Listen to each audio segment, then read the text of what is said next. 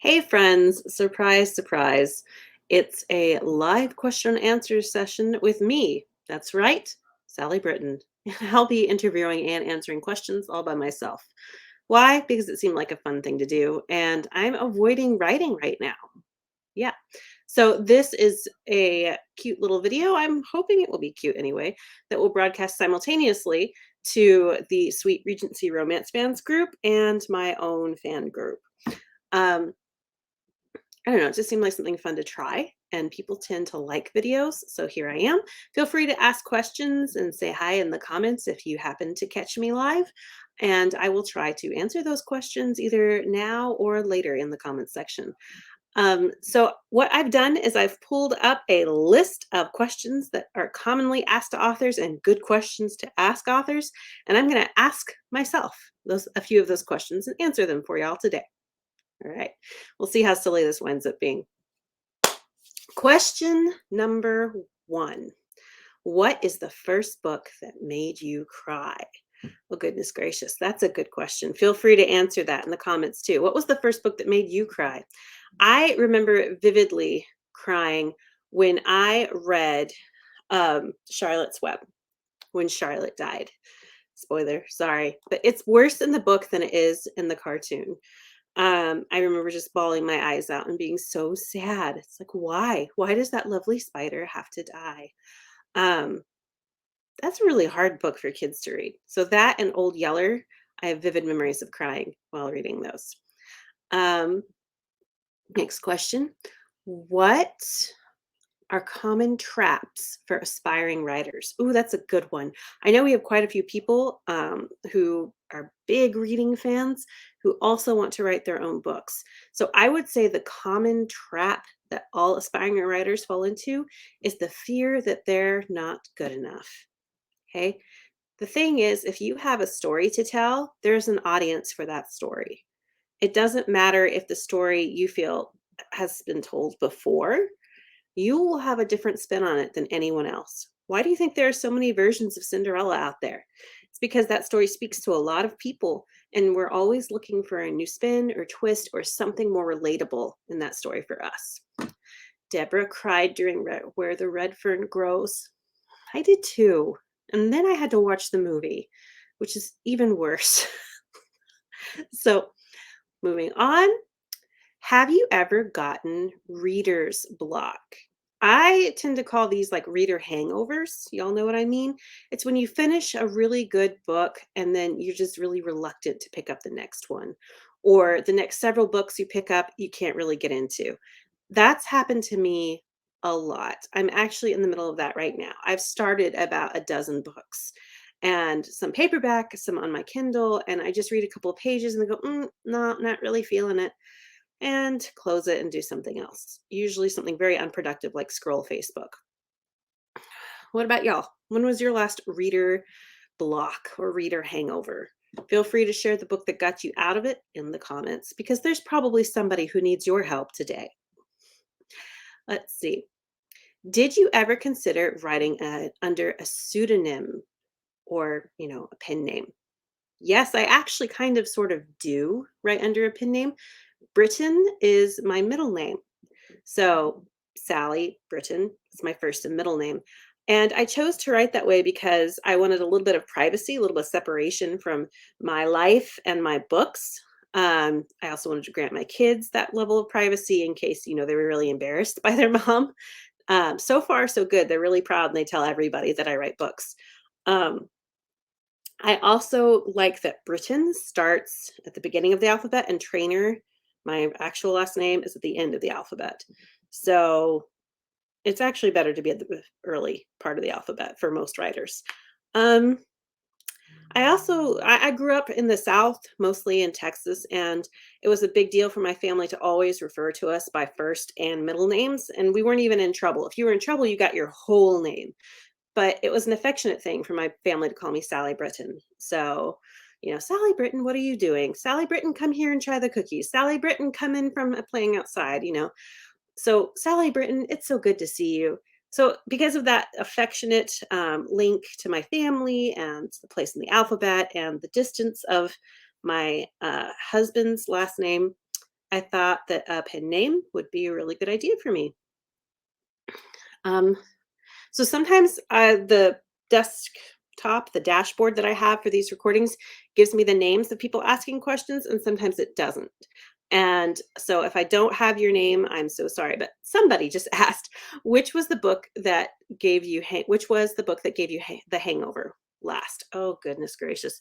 Okay, so let me make sure I get this right. I have been reading a lot lately, mostly because, I'm avoiding writing. Don't worry, my next book will be out on time. But the last book that I read that I really found that just enveloped me was just a fun one. It was Mr. Malcolm's List. Have y'all read that by Suzanne Elaine? It was really good. I laughed all the way through it. And I just haven't picked up another book that's really gotten me since. I know it's not, earth shattering, that book. It's a rom-com and a Regency rom-com, but it was so good and it really lifted me up at a very stressful time. So haven't really found anything that kind of gives me that same little shot of, what's the word I'm looking for? Endorphins. So um your books are my absolute favorite. Sorry, reader, I can't see your name. I'll see it when I go back. Thank you. I appreciate that. All right, so let's keep going here. Let's see. Do you try to be more original or to deliver to readers what they want? That is such a loaded question. Who came up with this list? Some blog guy, I don't know. So I try to do both. I try to I pick a trope, a big trope that I really enjoy and that I'm sure other readers are enjoying. And then I kind of try to make that trope more original. I write the story sort of around the trope. So, when you have something like a marriage of convenience story, I love that trope. I love arranged marriages. I love, brother's best friend, the slightly forbidden type of trope. So I take the big trope and then I try to make it very unique, just by having characters who are themselves. There's the answer to that question. Um, let's see. One of these questions, these are great questions. I should probably save this list for when I interview authors. Um, what was the best money you ever spent as a writer? So this again is a good question for people who are thinking about getting into the gig of writing. The best money I think I've ever spent is actually the money I spend on conferences, and I still go all the time. But there's something about being surrounded by other writers who are in various stages of their writing career that really, it's just, it's wonderful that you develop a sense of camaraderie, you make friends, you network, to use the business term, but you get to take classes and meet people, and you learn that you're not alone when you're writing. I feel like the traditional view of an author is the view of, that curmudgeonly person who's in their office and is always telling people, go away, you're bothering me while I'm trying to write. If you've seen The Man Who Invented Christmas, it's about Charles Dickens, really, really good. It's on Amazon. Um, but it's about Charles Dickens. So the Charles Dickens character is up in his attic trying really hard to write a Christmas carol, and his family keeps interrupting and throwing stuff at him and bothering him, and his characters won't cooperate. And I've certainly felt that at times, but thankfully, because of technology and because it is so easy to travel now, I love getting together with authors, whether it's virtually. I mean, I have like an author chat group that I probably am on every day where somebody has something to say. And just that connection is really, really nice. So it helps you feel not so alone in this venture. Um, Somebody said, if you could tell your younger writing self something, what would you say to her? Keep writing, keep practicing. I wouldn't change a thing about my younger writing self. She was very afraid to show her work to people, but she slowly grew into that, which was the big push that adult Sally needed to finally share her books. I started writing when I was really young. I was telling stories, of course, long before that, but I started writing them down when I was about 13, 14. and haven't stopped since. Even when I was in college, instead of writing original things, I wrote fan fiction, which was great practice. It really helped me hone my skills, at least to the point that when I was ready to write my first book, it wasn't a complete mess because I had some experience. So just write, and don't be afraid to share it. That's what I would tell my younger self and anyone else who's interested in writing. Right. The question here is, do you have a favorite go-to Regency historical romance author that you know will never disappoint? I said this before, I'll say it again, but Sarah Eden. So she was my gateway into contemporary Regency romance. I read Pride and Prejudice, I watched all the BBC adaptations of the Jane Austen films, and I was really looking for more. And I found a whole bunch of books written by authors with Bethany House. They're a publishing company that focuses very heavily on Christian romance, which were good, but I felt like I didn't need the extra plot that was usually around religion. That to me always slowed things down. I just wanted the romance and the character development. So when I found Sarah Eden, it was like, light bulbs going off and rainbows across the sky. It was fantastic. So I'll always say her first. A lot of really great romance authors have come up, obviously, since Sarah. I mean, I know a lot of people say that Julian Donaldson is their favorite. I love all of my co-admins for the Sweet Regency Romance fans group. So check out their books. I'm never disappointed when I pick up something that they've written. In fact, I need to take my own advice right now and probably pick up one of their books to break out of my little reading hangover. So I'll let y'all know what I decide to do there later. Um, let's see. There's like 100 questions on this particular list I pulled up, so I'm trying to pick some good ones. Um, hmm. How many unpublished and half finished books do you have? Goodness gracious. Um, Unpublished and finished, none really. I have one book that I've written start to finish. It was before I started publishing. My husband loves this book. My best friend loves this book, but it is a complete and total disaster in terms of being ready for publication. So I'm still working on that one. And not actively because I've got other things that are more important to me right now. Half finished books, maybe 4 or 5, and then books where I've only written like a paragraph summary of an idea, too many for me to go and count right now. So, can I read it? No. Not awful. Maybe, I don't know. I've let a few other people read this book. One of the problems, I'm just going to talk about this book really quick because I'm interviewing myself. I can do what I want. Um, I've written this book that it wasn't the right market for it when I wrote it. Now there are a lot of books like it popping up all over the place. But it's about a con artist in late 19th century Paris. And most of the book is told either from his perspective or the new assistant he's hired, a woman, of course, in her perspective. So I told people that it's like Ocean's 11 in 1895 Paris. So it's a lot of, I don't know, fun for me, and I did tons of research for it, and I love this book. I love these characters. A few of my friends who have read it are concerned because I'm writing a book about a con artist, and that traditionally is a bad guy. And he's definitely not a bad guy in my books. So we're trying to figure out a good balance for that. I'm told I need to give him some kind of honorable cause, or at the end of the book series, because I want it to be a 3-book series, I need to make him, give up his con artist ways. And quite honestly, I really loved Ocean's 11 specifically because Danny Ocean just keeps on doing what he's doing.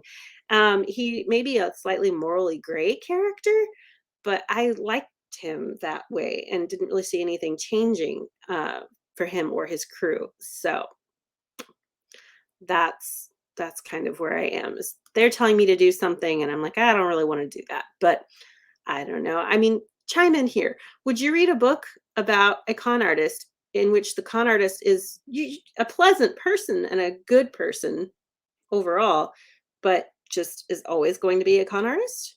Or would that be bad? Love to get some opinions on that. Let's see. Hey, Gentry. Gentry loves my books. Thank you, Gentry. I love seeing all the wonderful accolades that your book is getting too. I'm so excited for you. She says, what's a project you were looking forward to this year? I'm sure everybody's tired of me saying it, but I am very much looking forward to getting out my first Return to Inglewood book. Very much looking forward to that. Been trying to get this book written and out for literally years now. So I'm kind of sort of working on that a little bit at a time while I'm working on books that are coming up sooner on my release schedule. So Sarah Adams has a Regency where her character is a con artist. That is, yes, she did a really great job with that one. I would say that in tone, my book like that would be very similar to Sarah Eden's Penny Dreadful series. In fact, when those started to come out, I got really excited and also nervous because it seems I don't want anybody to think I'm copying anybody else's ideas because, you know, I wrote this in 2015. And it's just been sitting on the virtual shelf since then. Talking about the con artist book again. All right, Mara asks, you write historical, but is that your favorite genre to read? It used to be. Is that a tricky, sticky kind of thing? I still love historical romance. If I'm in the right mood to pick up one and read it, a Regency specifically, then that's fantastic. The problem is I can't really read a Regency romance while I'm writing one because then it just feels like an extension of my work hours. So I tend to read a lot of fantasy when I'm in an active writing stage. So a lot of young adult, new adult type fantasy. One of my favorite authors is K.M. Shea. I love Suzanne Roundtree. Who else do I love? W.R. Gingell. I think that's how we pronounce her name. So I read a lot of YA fantasy, clean fantasy, because it's a really necessary break from both what I'm writing and reality. So good question. Let's see, how long have we been talking? 17 minutes. We'll go just a little bit more. It's kind of fun, right? Let's see. What's the most difficult thing about writing characters from the opposite sex? Honestly, I love writing male characters, and maybe it's because it's the fun of pretending I actually understand what men are thinking when I write them. But I actually sometimes have a hard time giving my female characters as much page time and page presence as I do my males. I just think it's fun to write the guy's perspective. Um, and I do tend to run by some of the things that my guys think, say, or do with my husband. He's former law enforcement and a very manly man, I guess is one way to put it. So there have been a couple of times that he's completely nixed what I was thinking. He's like, no man would ever think, say, do that. But there are other times where he reads something, he's like, yes, that's spot on. That's 100% what I would say or do.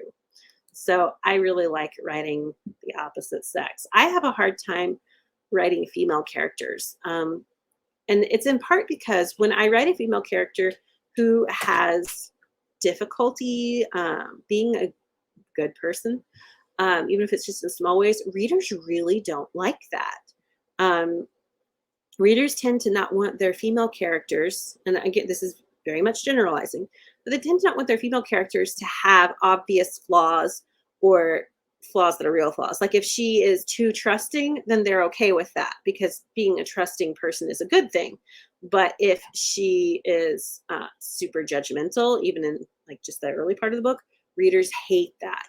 If she is a little immature, then they call her way immature and super needy. And it's hard to write a female character that has any flaws that aren't virtues that are pushed into flaw territory. And I actually have discussed this with a lot of other authors. We all see that same pattern in our reviews for books where our female characters are a little more on the villainous side or just the female character is the one who needs to go through a lot of growth. And our thought process on this is that when we are reading as women, we tend to self insert or imagine ourselves as the female character. Um, and that's kind of sort of true. So if the female character is too flawed, then or we see flaws that we're worried about having in ourselves in the female character, then we don't like her as much. But we're okay with watching a guy go through all the same hard stuff and learning his lesson and becoming a better person. Isn't that weird? So, and it's something that we see over and over and over again with our reviews for our books where our female characters have some growth to do. So maybe think about that next time you read a difficult female character in a book. I'm not saying in a bad way. You guys are welcome to feel however you want to feel about our characters. I'm not going to tell anyone how to feel, but it's just something interesting that authors have noticed. And so I'm wondering if readers notice things like that while they're reading. Sorry if this sounds too much like homework. Let's see. What are the ethics of writing about historical figures? Oh, I love this one. Okay, so there are some authors out there who do a brilliant job of inserting real people into their historical fiction novels. Off the top of my head, I would say Harlem Hawks and Jen Geigel Johnson both do a really good job with this. I personally struggle with it because, quite frankly, I don't want anybody writing novels about me in 100, 200 years and getting me wrong.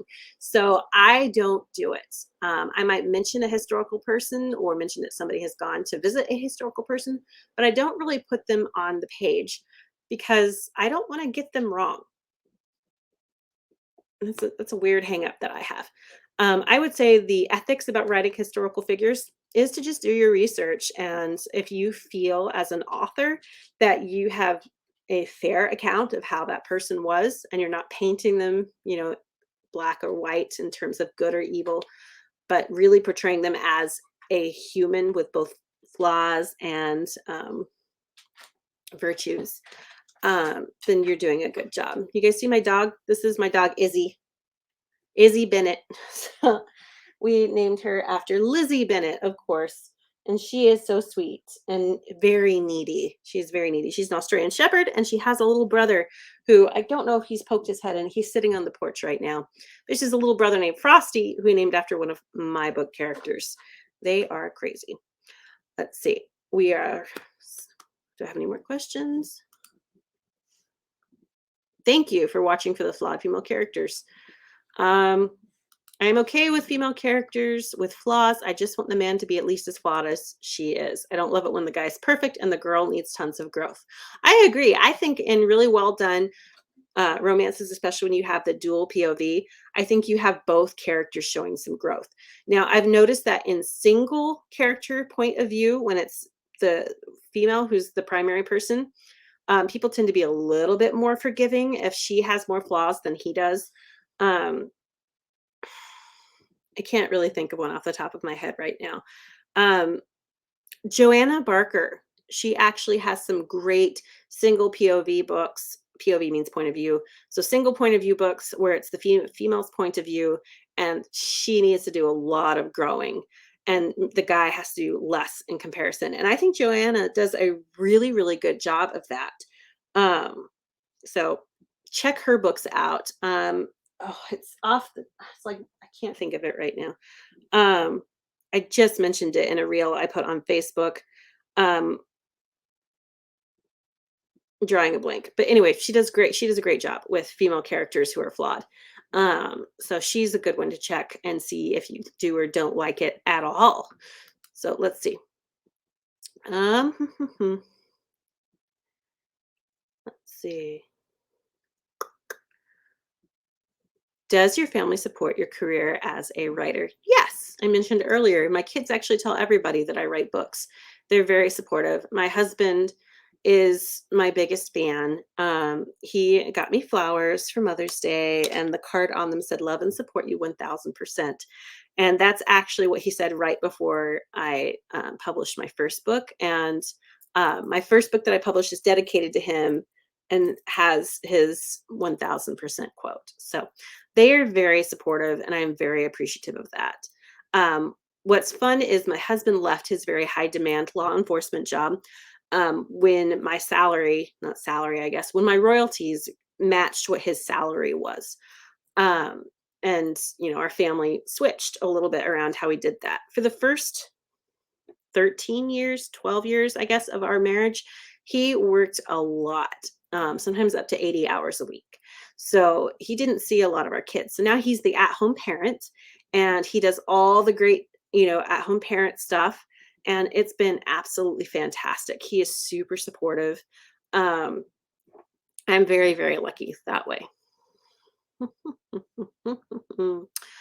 Um, how many hours a day do you write? On a good day, I can get my word count in, which is usually between 2,000 and 4,000 words, depending on the story and how close the due date is, in about 3 hours.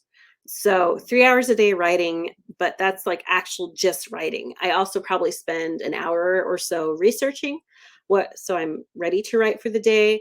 I'm also doing a lot of the behind the scenes stuff, the admin stuff that you have to do as a writer, answering emails, paying bills, all the stuff that goes on behind the scenes. So, Miss Adeline's Match, thank you so much. That's Joanna's book that is so good. When she was writing that book, I was one of her critique partners, and we agreed that the heroine of that book would be a Slytherin if she was sorted into a Harry Potter house, which was kind of fun. So there's that. Um, hmm, some of these questions are weird. Like, what are the most important magazines for writers to subscribe to? None. I mean, do people? I know people still subscribe to magazines, but there really aren't any. I mean, I don't subscribe to any writer magazines. Um, and some of these are silly. What's the best way to market your books?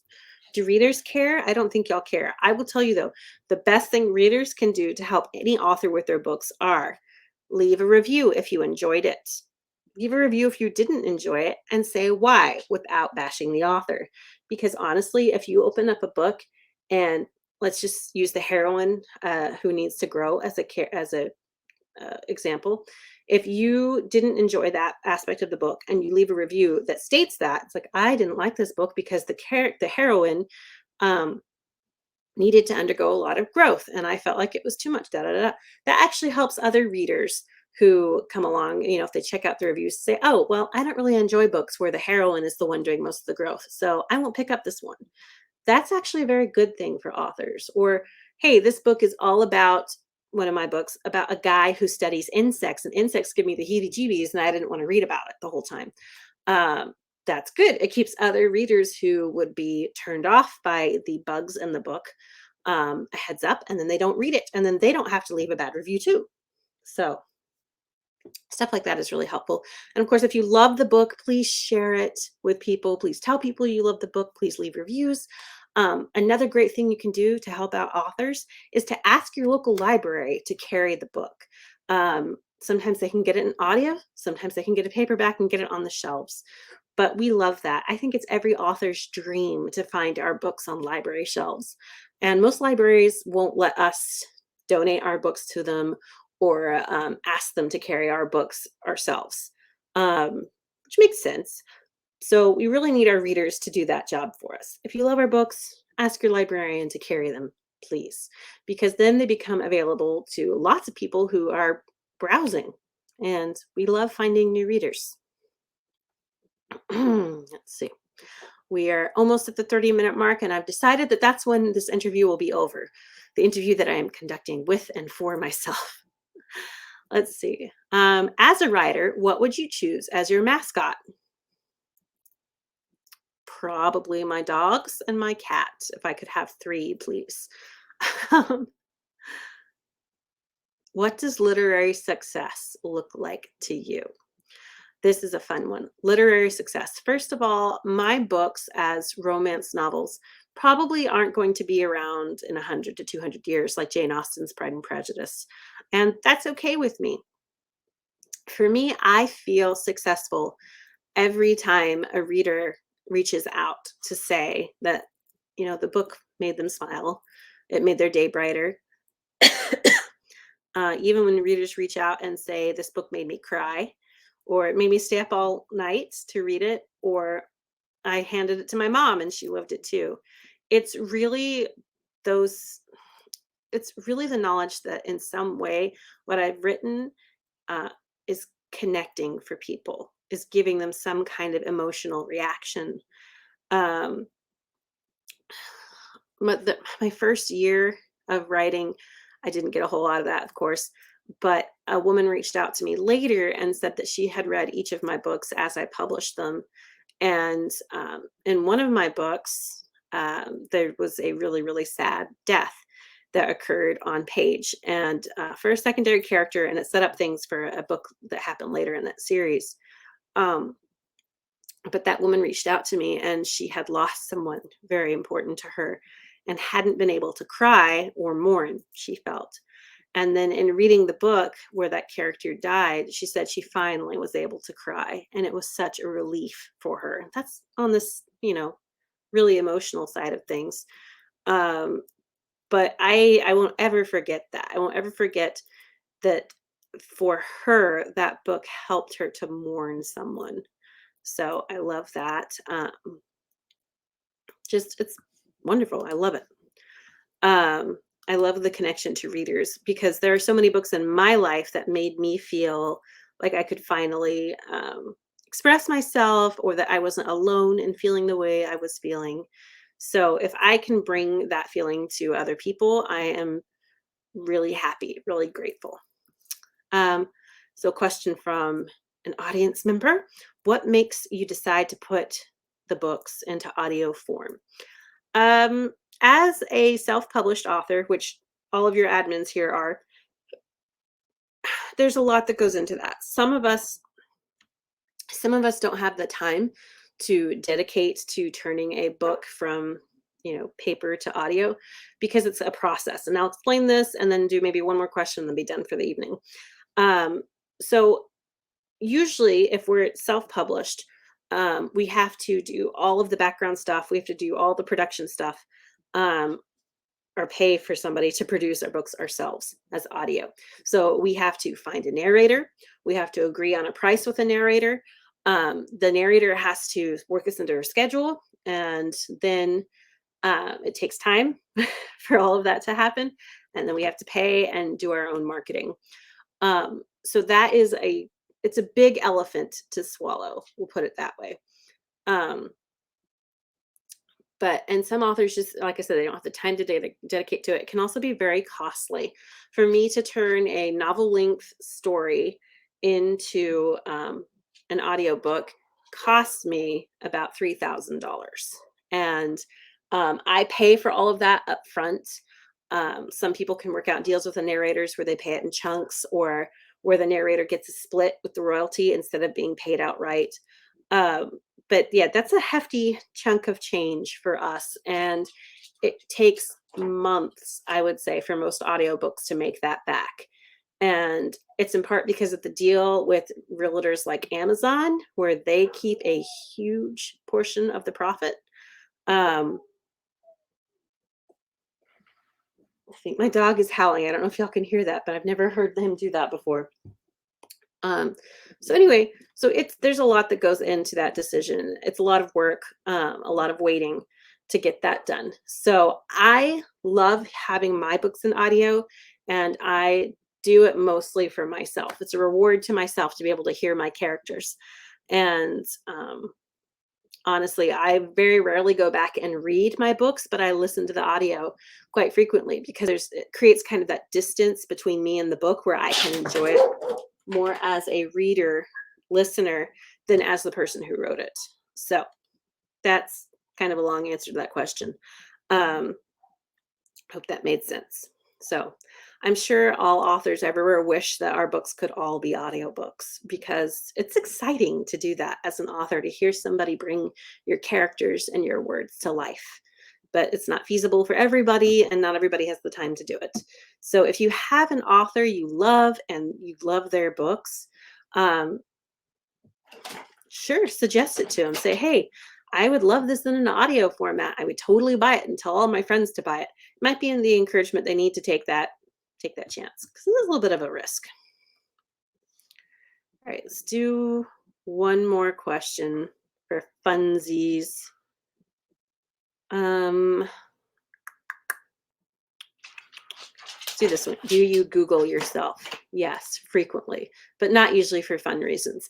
I Google myself to see if I can, and this is very occasionally, but it's mostly to look for like pirating sites that have my books. That is why I Google myself, and then I send them a cease and desist letter. It's like that's pretty bad. But I really don't show up very much on Google aside from my official channels. Like my website shows up, my Facebook stuff shows up, reviews of my books show up. So that's kind of fun. So I like that. That was kind of a lame question to end on, though, huh? So let's see. I don't know. I could probably talk all night because, like I said, I'm kind of sort of avoiding writing right now, but I need to get to that. So I guess we'll end for the evening. So I hope you enjoyed this little surprise interview. I hope that it was fun for you if you watched it. Maybe you learned something about the writing process or about me. But just so you know, the authors of the Sweet Regency Romance fans group, we love y'all. We love talking to y'all. We love posting things. We love the interaction we get with our readers. This is such a fun place for us. We set up this group originally so that we could connect with readers and make sure that y'all have great content because we try to share great books. We try to encourage y'all to share great books you're reading. And we just really appreciate that you're here. And to the people on my fan group who are watching tonight, thank you so much for being here too. Thank you for being part of that group. I really, really appreciate your support and I hope you enjoyed the evening. So y'all have a great night and a great week.